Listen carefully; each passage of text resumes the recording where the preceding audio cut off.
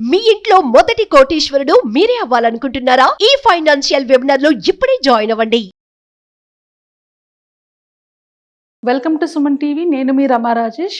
నేను ఒక chartered wealth మేనేజర్ని. ఈరోజు మీకు ఒక ఇంపార్టెంట్ అప్డేట్తో వచ్చాను.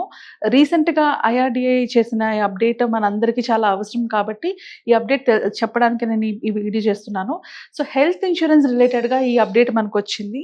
సో ఐఆర్డిఏ రీసెంట్గా ఒక ప్రెస్ రిలీజ్ చేసింది. ఆ ప్రెస్ రిలీజ్ ప్రకారంగా ఏం చెప్తున్నారంటే, సీనియర్ సిటిజన్స్కి హెల్త్ ఇన్సూరెన్స్ పాలసీ ప్రీమియంని పెంచేటప్పుడు 10% కన్నా ఎక్కువ పెంచకూడదు అని చెప్తున్నారు. అసలు ప్రీమియం పాలసీ పెంచడం ఏంటి అని డౌట్స్ ఉంటే కనుక నేను ఆల్రెడీ ఇంకో వీడియో చేశాను, హెల్త్ ఇన్సూరెన్స్ ప్రీమియమ్స్ పెరుగుతాయా లేదా అన్నది. ఆ వీడియో ఒకసారి చూడండి. బట్ క్లుప్తంగా చెప్పాలి అంటే, health insurance premiums every year కానీ లేకపోతే ఎవ్రీ 5 yearsకి కానీ పెరుగుతూ ఉంటాయి. ఎందుకు పెరుగుతాయి అనేది ఆ వీడియోలో డీటెయిల్గా నేను ఎక్స్ప్లెయిన్ చేశాను. సో ఆ పెంచే ఇన్సూరెన్స్ పాలసీస్ ఏంటి అంటే, ప్రతి ఇన్సూరెన్స్ కంపెనీ కూడా మనకి ఏజ్ స్లాబ్ బట్టి, అంటే 30 నుంచి 35 కానీ 36 నుంచి 40 కానీ ఇలా ఏజ్ స్లాబ్ బట్టి ఇన్సూరెన్స్ ప్రీమియమ్స్ని పెంచుతూ ఉంటాయి. కాకపోతే ఇప్పుడు కంపెనీస్ ఏం చేస్తున్నాయంటే, ఏజ్ పెరిగే కొద్దీ అంటే మనకి 55, 60 అబవ్ వచ్చేటప్పటికి ప్రీమియమ్స్ని చాలా హెఫ్టీగా పెంచేస్తున్నారు అనమాట.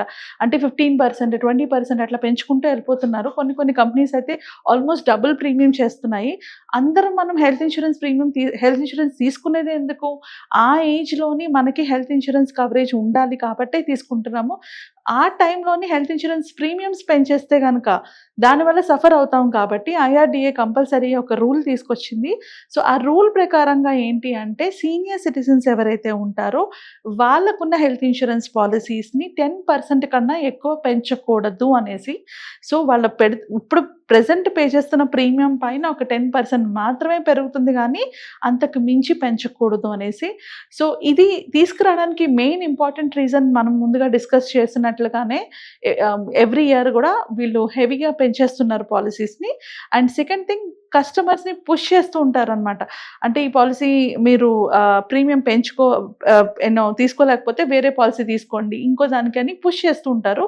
సో దీన్ని కూడా కంట్రోల్ చేయడానికి ఐఆర్డిఏ ఈ అప్డేట్తో వచ్చారనమాట. సో ఫస్ట్ది ఏంటి, మనకి ఫస్ట్ పెట్టింది వాళ్ళు 10%, మోర్ దాన్ 10% ఛార్జ్ చేయకూడదు అని రూల్ పెట్టారు. Insurance shall not revise the premium for senior citizen by more than 10%. 10% కన్నా పెంచకూడదు. అలానే 10% కన్నా ఎక్కువ పెంచాల్సిన సిచ్యువేషన్ వస్తే ఐఆర్డిఏ పర్మిషన్ తీసుకోవాలి. ఐఆర్డిఏ యొక్క అంటే కన్సర్ట్ తీసుకున్నాకనే ఆ పని చేయాలని క్లియర్గా రాశారు. అలానే ఇన్ కేస్ ఒకవేళ ఇలా మేము 10% ప్రీమియంతోని ఇచ్చుకోలేము, అది చాలా తక్కువ అనుకునేటప్పుడు విత్డ్రా చేసుకోవాలన్నా, అంటే ఇప్పుడు ఎగ్జిస్టింగ్ సీనియర్ సిటిజన్స్కి ఇస్తున్న పాలసీస్ని మేము ఇవ్వము అన్నా కూడా ఐఆర్డిఏ అప్రూవల్ తీసుకొని వాళ్ళు చేయాల్సి ఉంటుంది. సో ఇది చాలా చాలా గుడ్ న్యూస్ అండి. ఎవరైతే పాలసీస్ ముందర నుంచి తీసుకొని ఉంటారో, ఇప్పుడు సీనియర్ సిటిజన్స్ అయి ఉంటారో, వాళ్ళకి లిమిటెడ్ ఇన్కమ్ ఉంటుంది కాబట్టి, వాళ్ళకి ఎక్కువ ఇన్కమ్ ఉండదు కాబట్టి, అందులో వచ్చిన అమౌంట్ హెల్త్ ఇన్సూరెన్స్ ప్రీమియం కట్టుకోలేరు కాబట్టి వాళ్ళకి డిస్కౌంటెడ్ రూపంలో ఇవ్వాలి అని ఐఆర్డిఏ రూల్స్ తీసుకొచ్చింది. సో దీనివల్ల సీనియర్ సిటిజన్స్కి ఏం బెనిఫిట్స్ ఉంటాయి అండ్ మిగతా వాళ్ళ మీద ఎలాంటి ఇంపాక్ట్ ఉండబోతుంది అని తెలుసుకుందాము. సో దీనివల్ల బెనిఫిట్స్ ఏమొస్తాయంటే, ప్రీమియమ్స్ పే చేసే వాళ్ళు, సీనియర్ సిటిజన్స్ ఎవరైతే ప్రీమియమ్స్ పే చేస్తారో వాళ్ళు కొంచెం తక్కువ ప్రీమియమ్స్ పే చేసుకుంటారు. అండ్ అలానే ఇన్సూరెన్సెస్ వాళ్ళు కంపల్సరీగా ప్రీమియం పెంచాల్సి వచ్చినప్పుడు ఐఆర్డిఏ పర్మిషన్ తీసుకోవాల్సి వస్తుంది కాబట్టి వాళ్ళకి అనవసరంగా ప్రీమియమ్స్ని పెంచరు. అండ్ అలానే వాళ్ళు పుష్ చేయకూడదు. అంటే ఇప్పుడు ఒక పాలసీ హోల్డర్ని మీరు ఈ పాలసీ కాదు వేరే పాలసీ తీసుకోండి అని పుష్ చేయకూడదు. ఒకవేళ పాలసీ హోల్డర్ ఈ పాలసీ నుంచి వేరే దానికి షిఫ్ట్ అవ్వాలి అనుకుంటే పర్వాలేదు, కానీ కేవలం ప్రీమియమ్స్ పెరుగుతున్నాయి, మేము ఇక్కడ ఇవ్వలేము, ఇంకో దానికి వెళ్ళండి అని మాత్రం వాళ్ళు పుష్ చేయకూడదు. సో ఇలాంటి మాల్ ప్రాక్టీసెస్ అన్నింటినీ కూడా మనకి వాళ్ళు చెక్ పెట్టడానికి ఈ పాలసీతో వచ్చారు. దీని ఇంపాక్ట్ మిగతా వాళ్ళ మీద ఎలా ఉండొచ్చు అంటే, హెల్త్ ఇన్సూరెన్స్ పాలసీస్ని ఒకవేళ ఇది కనుక కంప్లీట్గా అమల్లోకి వస్తే మిగిలిన హెల్త్ ఇన్సూరెన్స్ పాలసీస్, అంటే మనం పే చేస్తున్న నార్మల్ పీపుల్, సీనియర్ సిటిజన్స్ కానీ వాళ్ళకి హెల్త్ ఇన్సూరెన్స్ ప్రీమియమ్స్ పెరిగే ఛాన్సెస్ ఉంటాయి. సో అలానే కొత్తగా ఎవరైనా పాలసీ తీసుకోకపోతే వాళ్ళకు కూడా ప్రీమియమ్స్ పెంచే ఛాన్సెస్ ఉంటాయి, అది నార్మల్ అయిన సీనియర్ సిటిజన్స్ అయినా కూడా. అండ్ మోర్ రూల్స్, అంటే పాలసీ ఇష్యూ చేసేటప్పుడు చాలా స్ట్రింజెంట్గా స్ట్రిక్ట్ రూల్స్తోని పాలసీ ఇష్యూ దగ్గర కూడా మనకి ఏమైనా కండిషన్స్ పెట్టే ఛాన్సెస్ ఉంటాయి. సో ఇవన్నీ తెలుసుకొని ఎవరైనా ఇంతవరకు ఇన్సూరెన్స్ పాలిసీస్ తీసుకోకపోతే వెంటనే పాలిసీస్ తీసుకోండి. Insurance policy especially health insurance కంపల్సరీగా ప్రతి ఒక్కరికి ఉండాలి. మన చుట్టూ పెరుగుతున్న లైఫ్ స్టైల్ డిసార్డర్స్ వల్ల కానీ, లేకపోతే ప్రాబ్లమ్స్ వల్ల కానీ, ఏజ్తో సంబంధం లేకుండా వచ్చే డిసీజెస్ వల్ల కానీ అందరికీ హెల్త్ ఇన్సూరెన్స్ పాలసీ ఉండడం మ్యాండేటరీ.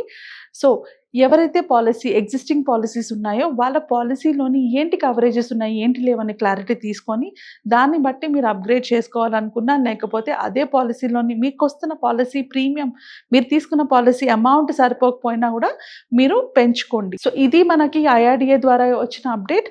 వేరే ఏమైనా అప్డేట్స్ ఉంటే, కొత్త అప్డేట్స్ ఉంటే నేను మళ్ళీ నెక్స్ట్ వీడియోలో విత్ అప్డేట్స్ వస్తాను. అంతవరకు సెలవు, నమస్కారం. లైఫ్లో ప్రతి ఒక్కరికి డిఫరెంట్ అవసరాలు ఉంటాయి. కొందరికి పిల్లల ఎడ్యుకేషన్ ఇంపార్టెంట్ అయితే, కొందరికి రిటైర్మెంట్ ఇంపార్టెంట్, కొందరికి పిల్లల పెళ్లి ఇంపార్టెంట్ అయితే, కొందరికి వాళ్ళ కెరియర్ ఇంపార్టెంట్. సో మన లైఫ్లో మనకు వచ్చే ప్రాబ్లమ్స్కి, మనకు వచ్చే గోల్స్కి ఎలాంటి ప్లానింగ్ అవసరం, అలానే ఆ ప్లానింగ్లోని ఏమైనా ప్రాబ్లం వస్తే ఎలాంటి స్ట్రాటజీస్ ఉండాలి, ఈ ప్లానింగ్తో పాటు ఇంకేం కావాలి, ఫైనాన్షియల్గా స్టెబిలైజ్గా ఉండాలంటే మనం ఏం చేస్తే కరెక్ట్, ఇలాంటి ఎంతో ఇన్ఫర్మేషన్ అంతా కూడా మనం కండక్ట్ చేయబోయే వెబినార్లోని డీటెయిల్గా తెలుసుకుంటాము. మీ ఫైనాన్షియల్ ప్లానింగ్తో పాటు, ఇన్సూరెన్స్ ప్లానింగ్తో పాటు ఎలాంటి ఫండ్స్లో పెట్టుకోవాలి, పెట్టుకుంటే ఎలా ఎగ్జిట్ అవ్వాలి, ఇవన్నీ కూడా నేర్చుకుంటాము. నా పేరు రమా రాజేష్, నేను ఒక చార్టర్డ్ వెల్త్ మేనేజర్ని. సో నేను కండక్ట్ చేయబోయే ఇన్ఫర్మేటివ్ ఎడ్యుకేషనల్ వెబినార్కి రిజిస్టర్ చేసుకోవడానికి కింద స్క్రోల్ అవుతున్న నెంబర్స్కి కాల్ చేసి కనెక్ట్ అవ్వండి. మీ ఫైనాన్షియల్ సెక్యూరిటీ మీ చేతిలో తీసుకోండి. Thank you.